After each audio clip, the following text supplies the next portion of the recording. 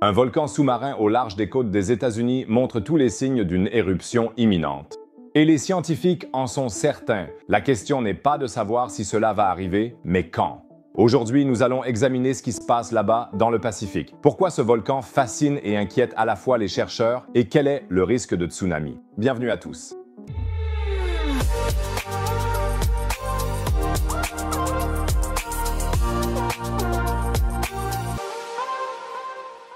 En général, c'est un peu compliqué avec les éruptions volcaniques. Même quand ça tremble et ça gronde déjà pas mal, c'est super dur de prévoir quand ça va vraiment exploser. Mais là, c'est différent. D'après les scientifiques, on va sûrement bientôt assister à une grosse éruption volcanique aux États-Unis. Au fait, si vous voulez toujours être au courant des dernières découvertes en volcanologie et dans d'autres domaines passionnants de la science, abonnez-vous dès maintenant à la chaîne. S'abonner ne coûte rien, vous ne manquerez plus jamais une vidéo et vous m'aiderez énormément. Et ceux qui sont déjà abonnés peuvent beaucoup aider la vidéo en mettant un pouce bleu. Peut-être qu'on atteindra les 5000 likes pour vraiment booster l'algorithme de YouTube. Merci les amis. Imaginez que vous êtes tranquillement assis sur la côte ouest américaine, en train de manger un délicieux hamburger et de profiter de la vue sur l'océan Pacifique. Ce que vous ne savez pas, c'est qu'à moins de 500 km de la côte, un volcan géant se cache sous l'eau et se prépare à exploser de manière spectaculaire. On dirait le scénario d'un film catastrophe, mais c'est la réalité. Le mont sous-marin Exile Seamount, c'est ainsi que s'appelle notre protagoniste du jour, est l'un des volcans sous-marins les plus actifs de tout le nord du Pacifique. Et quand je dis actif, je veux dire vraiment actif. Ce volcan se trouve à environ 480 km au large des côtes de l'Oregon, à environ 1,5 km sous la surface de l'eau, et il fait actuellement beaucoup de bruit. En juin de cette année, les instruments de mesure ont enregistré pas moins de 2000 tremblements de terre en une seule journée. Pour mettre cela en perspective, cela fait environ 1,4 séismes par minute pendant 24 heures d'affilée. Il se passe donc clairement quelque chose là-dessous. Mais reprenons depuis le début.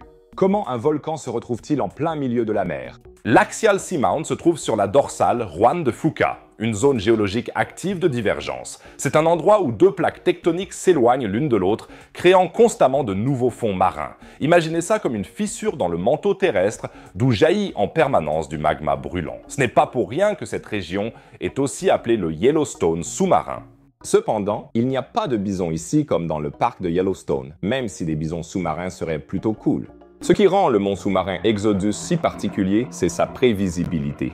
Alors que la plupart des volcans sont complètement imprévisibles et surprennent souvent les scientifiques, ce géant sous-marin suit un schéma assez clair. William Chadwick, géophysicien à l'Université d'État de l'Oregon, explique « Beaucoup de volcans dans le monde restent inactifs pendant longtemps, puis deviennent soudainement actifs. Mais celui-ci est assez actif tout le temps, du moins pendant la période où on l'étudie. Quand il n'est pas en éruption, il se prépare pour la prochaine. » Et une telle éruption est imminente. Ce qui est fascinant, c'est que les scientifiques peuvent prédire avec une relative précision quand ce volcan va exploser. Comment font-ils? Ils observent le remplissage du fond marin. Avant chaque éruption, l'Axial Seamount se gonfle comme un ballon géant. Ça arrive parce qu'une chambre magmatique remplie de roches chaudes se forme sous le volcan, ce qui pousse le sol vers le haut. Les chercheurs ont remarqué que lorsque le volcan s'élève d'environ 25 cm, la prochaine éruption est imminente. Et c'est là que ça devient passionnant. Le volcan a déjà atteint ce seuil critique. Chadwick en est sûr.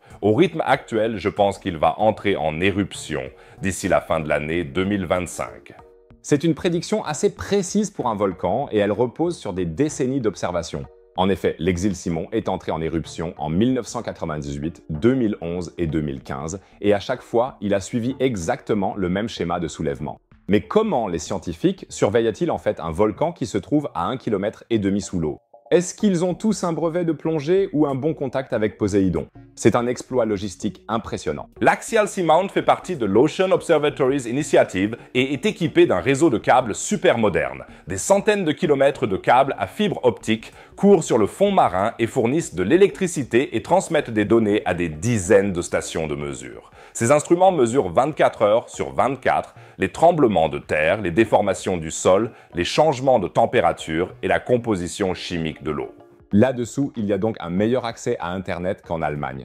Les données sont transmises en temps réel aux chercheurs. Cela signifie qu'ils peuvent suivre en direct, au sec et sans combinaison de plongée, depuis leur bureau, ce qui se passe là-dessous. Cette technologie fait de l'Excelsior le volcan sous-marin le mieux surveillé au monde. Et que se passe-t-il si le volcan entre réellement en éruption?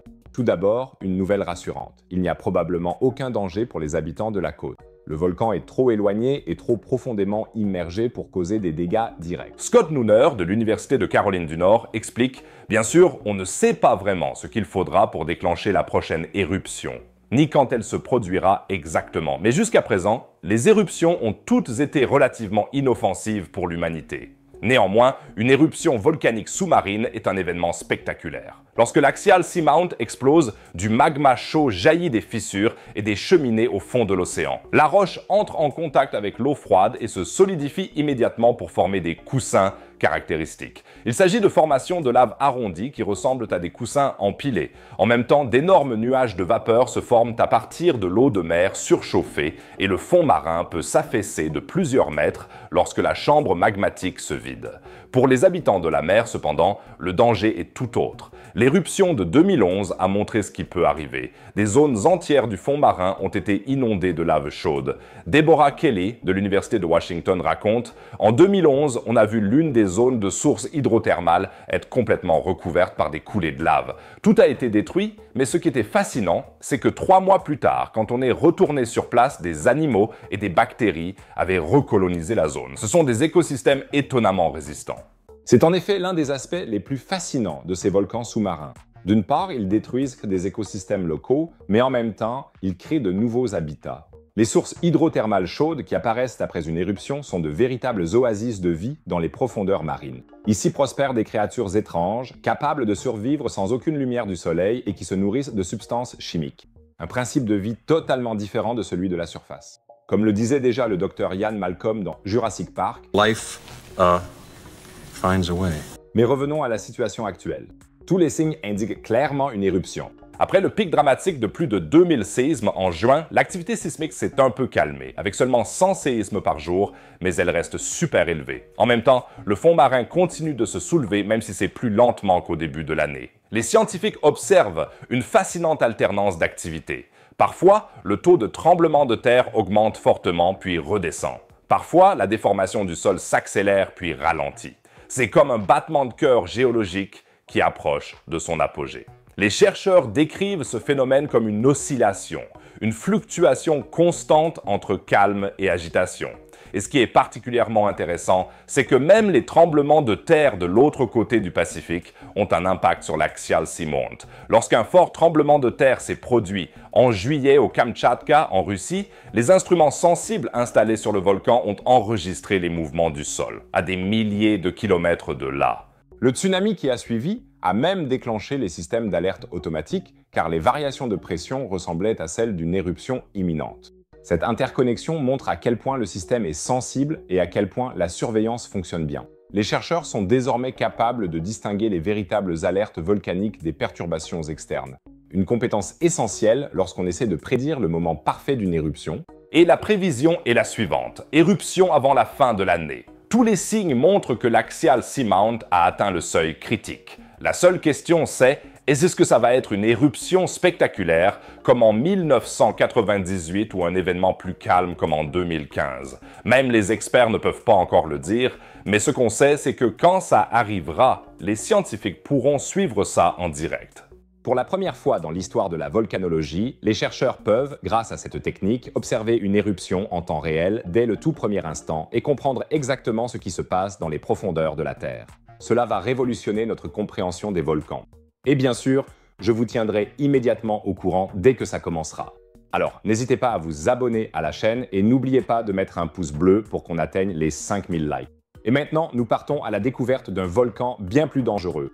Sous le supervolcan le plus dangereux d'Europe, le Campi Flegrei, près de Naples, se trouve une énorme fissure. Découvrez ce que les scientifiques y ont trouvé et quelles sont les chances que ce supervolcan entre en éruption dans ma nouvelle vidéo, que vous trouverez en haut à droite, et en bas à droite, vous trouverez une autre vidéo sur la science et l'espace. Sinon, je vous dis à bientôt dans la prochaine vidéo. À plus les amis.